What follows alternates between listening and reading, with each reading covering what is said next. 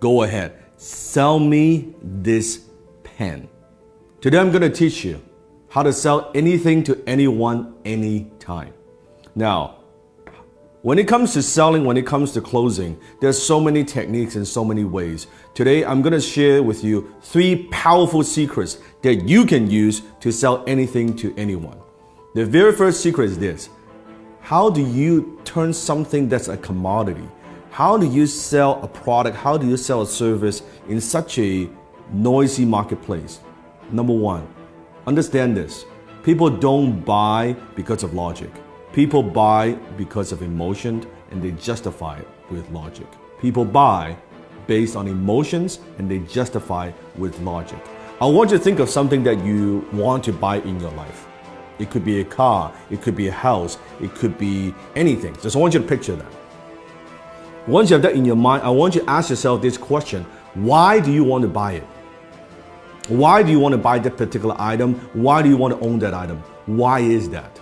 Maybe it's a new suit, it looks good on you. Maybe it's a new dress. Maybe it's a new car. Maybe it's a new house. Maybe it's that vacation. But why do you buy it?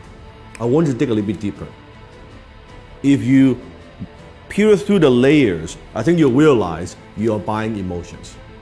Maybe you buy the item because of greed. You want to make money or you want to save money. Or maybe it's because of generosity, that by buying this item is going to help other people. Have you noticed sometimes even there are companies out there, if you buy this particular product, they're going to donate a certain amount to charities? Maybe you buy because of generosity. Maybe because of shame, that if I don't buy this, I'll look foolish. If I don't own this, I'll look foolish. Or maybe it's fear, that if I don't buy this, I'm going to be missing out. I don't want to miss out. Maybe it's an escape, that you go on the vacation, your 9-to-5 job is driving you fucking crazy, and you say, oh man, I need some time off. Maybe doing it, buying it because of escape. Whatever those reasons are, those are very often emotional reasons. So you buy because of emotion, and you justify with logic.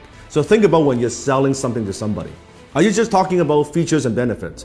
What this thing would do for you? Or are you pushing those emotional hot buttons? I remember one time I was in Harry Rosen, which is a very well-known kind of menswear store, high-end in Vancouver. I walked into the store and I was walking by the Tom Ford section. And the salesman approached me and said, sir, is there anything I can help you with? I said, no, I'm just browsing around. And he said, do me a favor. Put this suit on. Now, at the time, I've never owned a Tom Ford suit before. I have a lot of suits, but I don't have a Tom Ford suit. He said, do me a favor, put this on. I said, all right. I put it on. He said, how do you feel? Well, it feels pretty good. I said, okay, also try this on. Put on this tuxedo. I said, okay, that's pretty good. He said, oh, it looks great. He said, sir, are you a fan of James Bond? I said, who isn't a fan of James Bond? Like, duh.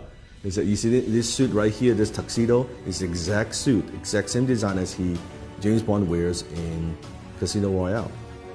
You know the scene when he was gambling? I said, fuck, it looks good, right? And before you know it, I bought the damn fucking tuxedo, right? And it's a lot of money, costs a lot of money. And if you think about that, what am I buying? I'm buying emotions. What I'm buying is this. I'm buying when I wear this tuxedo, I feel good. As a James Bond fan, I feel like James Bond.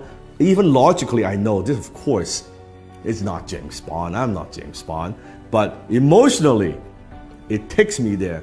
This is cool that I own, I wear the same tuxedo, the same fit, right? The same everything. And then he upsold me on the damn, like the shirt and the cufflink, the whole 9 yards, right? That's what I'm talking about. People buy because of emotions and they justify with logic. You have to understand that. Don't push your products. Don't just push your services. Don't push the features and benefits. Think about what are those emotional hot buttons that you're pushing. Number 2, people don't buy their way into something. They buy their way out of something. It means people very often, they're buying something because they have a problem they want solved. They want to buy their way out of that problem. People don't buy the drill, they want to hold on the wall. So what is it that you are helping them solve? What problem?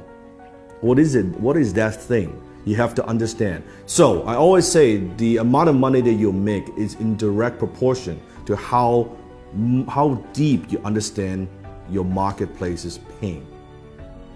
The amount of money that you make is in direct proportion of how deep you go, how much you understand your marketplace's pain.